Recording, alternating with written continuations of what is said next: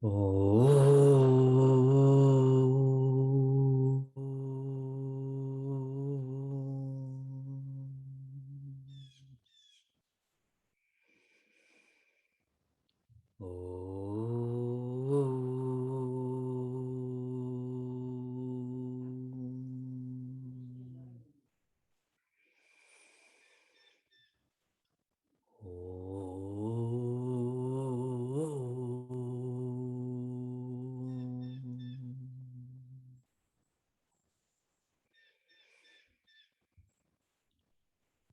Welcome to Meaningful Mornings. A special phrase, sentiment in Sanskrit is known as krita kritya. Krita kritya. What this means is one has done what they're supposed to do. One has completed their responsibilities. And after having done so, one rests. In an absolute sense, this is when one is enlightened. And so it's not rest, it's a realization. For many months, our community has been working hard, has been working smart. We have completed lots. So let us rest together. We're already realizing together. Let us rest together also. Close your eyes and rest.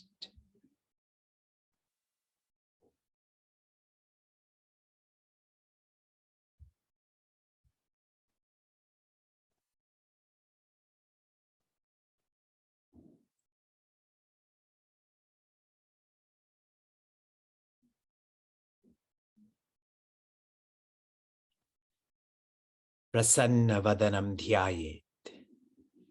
We all remember to smile. Bhagavad Gita's chapter 1 describes who we are now. Chapter 2 describes who we are to be. I suppose I can assign future to chapter 2. Chapter 1 is the present, chapter 2 is the future. And chapter 3 is the means to go from who I am to who I should be. Chapter 3 is how my present should change so that chapter 2 becomes my future. With this, the teachings of Bhagavad Gita are complete. So then why are there so many more chapters? This is only a sixth of Bhagavad Gita. It is to encourage us to engage in the means full time. Right now, we are engaged in the means, but this is part-time. We have to do this full time. And this is evident in chapter 2, when karma yoga, or the intention path, is first shared. It's almost like this path is magnified one time. In chapter 3, this is magnified 10 times. In chapter 4, 100 times. In chapter 5, 1,000 times. More clarity, more clarity, more clarity. What comes with that? Conviction. What comes with that? Confidence. I'm emphasizing that the teachings are not going to change. Who has to change? Our engagement has to change. And Sri Krishna is clear about this when he describes the means, that is the intention path, and what the intention path will lead us to, that is the ends. All of this is avyayam. Avyayam means indestructible. A common way to understand this is relevant. The means is relevant. The ends is even more relevant. Indestructible, this is not going to change. This will never become futile. Shared from another perspective, this guidance, these teachings, the source of all of this is infinite. In this particular context, Sri Krishna. And so if we follow this guidance, we will reach the infinite too, yes? We will feel infinite. And so the common understanding of all of this is for all of us to feel loved, that the infinite is directly guiding us to her, to him. So our time together is relevant. Our time together is loving, specific to chapter 4, verse 1. Shri Krishna began guiding those who are guiding others, the leaders. He guided them to lead themselves. In doing so, they could lead others. And the implication of this for all of us is learn the fundamentals first, and then implement that in the function. That's what we do in Meaningful Mornings, correct? For most of you, your responsibilities have not begun thus far actively. You are focusing on the fundamentals, and then you engage in the functional. I use the terms, be joyous first, then you will be successful. But that is all changed. You know that. And Shri Krishna will share this in the second verse. What did these leaders do then? They taught their children. I'm just making an observation of present day families. If parents don't know, how are they supposed to teach their children? Yes? Verse 2. Evam parampara praptam imam rajarishayo viduhu sakale neha mahata yogo nashtaf parantapa. Evam, all that has been shared in Bhagavad Gita, the guidance. Praptam, how has this been experienced? Through a parampara, through a tradition, through a lineage. Those who know taught those who wanted to know, they came to know. What did they do? They taught this to those who wanted to know, and that's how this parampara, or tradition, created this conduit of guidance. Some of the implications relating to this. If all of you reflect on how you have learned what you know, hasn't this been learned through a parampara? Think about driving. If you learn from a parent or a professional, they had to know how to drive, correct? Now, if it's your parent, I'm sure they weren't the best driver, which is why you're not the best driver. But if you learn from a professional, that's their profession. So you become a better driver. So when it comes to objective sciences, we should respect teaching culture. Remember on Friday, I read you a letter to respect teachers, books, respect Zoom. That's part of teaching culture, yes? When it comes to a subjective science, not about success, but rather joy, to love teaching culture. The more you love, the more you become what you love, yes? If we don't love teaching culture or parampara, we'll always be in chapter 1. Who we are now, we will never engage the immediate future or the far future, which is chapter 3 and chapter 2. Imam, again, the guidance, Raja Rishi Viduhu. This guidance was taught, was known by the Raja Rishis. And the way to understand this is Rishi Rajas. A Rishi is one who can see what others cannot see. In other words, the source of joy. They were clear about the fundamentals. And then what did they do? Then they exhibited that or expressed that as Rajas, as leaders. The word Raja means the one with the most responsibilities. Many of us are Rajas in our own ways. Don't think of this, I'm not a king, I'm a female, I don't have a crown. The point is the responsibilities. I often think about the role models I had when I was growing up.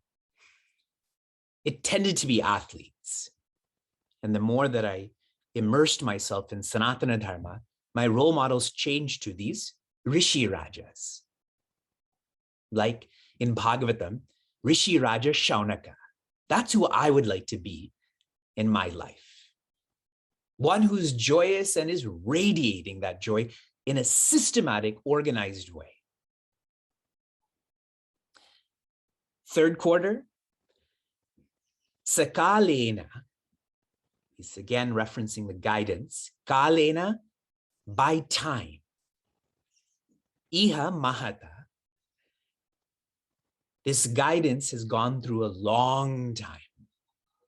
Shri Krishna's implication is that with the passage of time, this guidance, as if, has experienced atrophy. As if. I've already emphasized the means and the ends are indestructible. They are not subject to atrophy. So how did this atrophy happen? Not in the subject, but in the student. It is not the yoga, it is the as if yogis. Let me explain.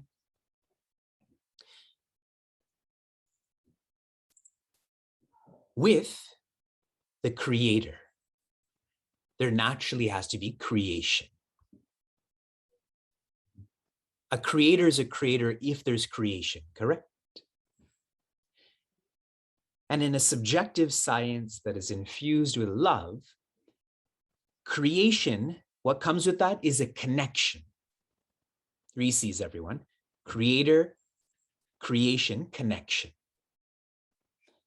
This connection is known in this context as yoga or shastra, guidance, map. The connection is what helps us to use creation, to live in creation, to feel the creator. Okay? This is always tight, but with time, what has happened is we have focused more on the creation and less on the connection. We're all doing in creation, but we don't know why we're doing. And if you don't know why, you don't know how then. Is everyone with me? Explained even more in the last quarter. Shri Krishna is very transparent. Yoga, all that I've taught, all that I will teach, parantapa, referring to Prince Arjuna, all of us, what has happened to it?